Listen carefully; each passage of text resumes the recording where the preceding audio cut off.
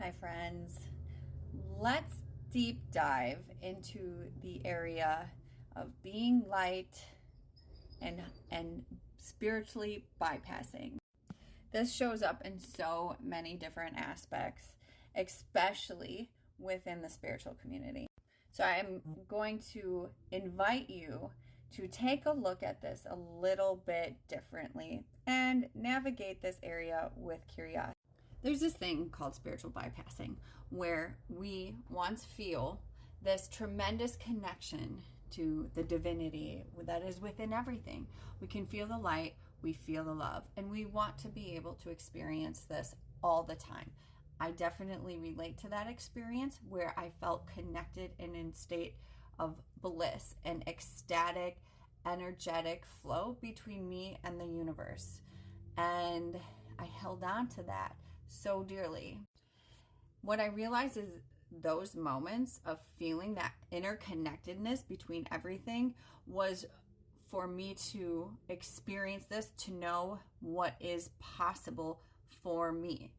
After having these moments of pure bliss and interconnectedness through everything, I was thrown then into a deep, dark area of my life where all these shadow aspects, all these behaviors, all these self-sabotaging aspects that I have perpetuated for years started showing up and started being like real and difficult to work through. The point of being able to elevate higher, for lack of better terms, is from going into the darkness to uproot the beliefs that distract us from the truth that we are already everything. We are connected to everything. It is the beliefs, the mind, the constructs that is told to us that tells us that we are separate, that we are not infinite, that we are negative. In truth, the whole experience, the preferred moments, the not preferred moments, are part of the whole embodiment of what enlightenment is. And in all honesty, if you perceive yourself to be enlightened, you're not enlightened. Because enlightenment is one with everything at an energetic level. And so when we come into the realms of the spiritual community and wanting to vibe high and only sharing love and light and only thinking positive and only wanting success and only wanting the good things to happen, we are completely misunderstanding the whole idea of what embodiment of love is. Because only wanting one side of the experience is a whole judgment of the other side of the experience. We cannot have the full experiential living circumstances if we are only denying these other aspects of ourselves, such as being angry, or such as sadness, or the feelings of hopelessness or helplessness that do arise when we are on the spiritual journey of unbecoming the old belief systems and the old paradigm. These do come up. And the idea of love embodied is no judgments on the experiences that we are having, but rather learning from a compassionate curiosity and an open and loving space. We don't get to that side. We can't be that for other people if we do not know how to be that for ourselves. So when you are completely embodying the compassionate, unconditional love, you don't have to say it. You just are. You just are. So we're not operating. Love is the core of everything. We are already that. It is within all of us at a cellular level. Love is creation. We are created from love. And what it is more so going into the depths of the densities that have blocked us from seeing the ultimate truth of that. So spiritual bypassing can be really even focusing on positive. We're not going to have a full positive experience. However, we can make positives from a less than preferred experience.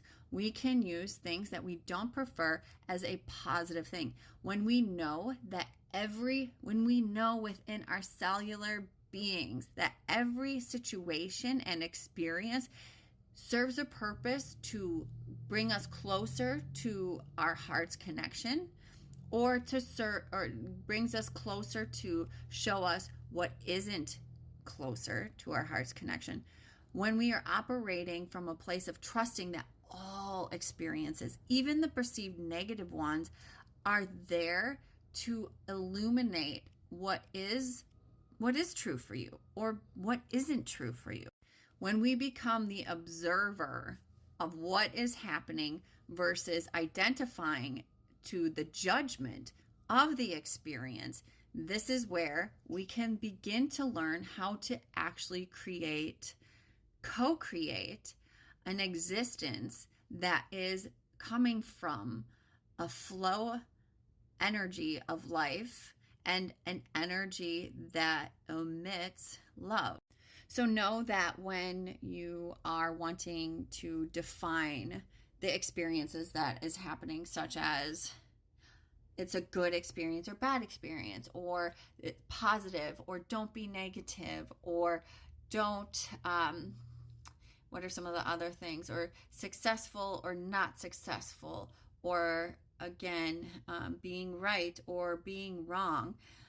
What if it wasn't either? But what if these are all just pointing us to a direction that can lead us to a more illuminated path as to what has been blocking us from the truth of what the core of what we are.